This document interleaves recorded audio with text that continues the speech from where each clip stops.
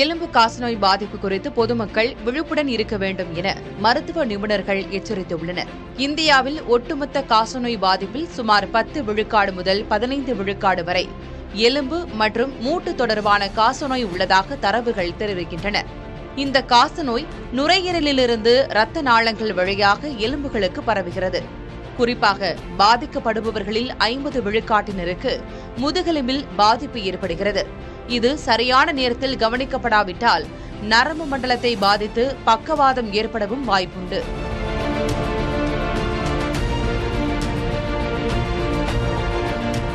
எலும்பு காசநோய்க்கு பல அறிகுறிகள் உள்ளன.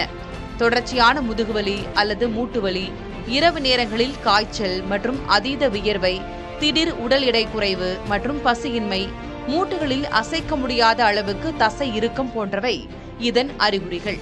முதுகுவலியை வெறும் ஸ்ட்ரெஸ் என்று அலட்சியப்படுத்தாமல் எக்ஸ்ரே அல்லது சிடி ஸ்கேன் மூலம் பரிசோதிப்பது அவசியம். தற்போதைய நவீன மருத்துவத்தில் 6 முதல் 18 மாத கால தொடர் சிகிச்சை மூலம் இதனை 100 விழுக்காடு குணப்படுத்த முடியும். எனவே ஆரம்பகால கண்டறிதலே நிரந்தர தீர்வுக்கு வழிவகுக்கும்.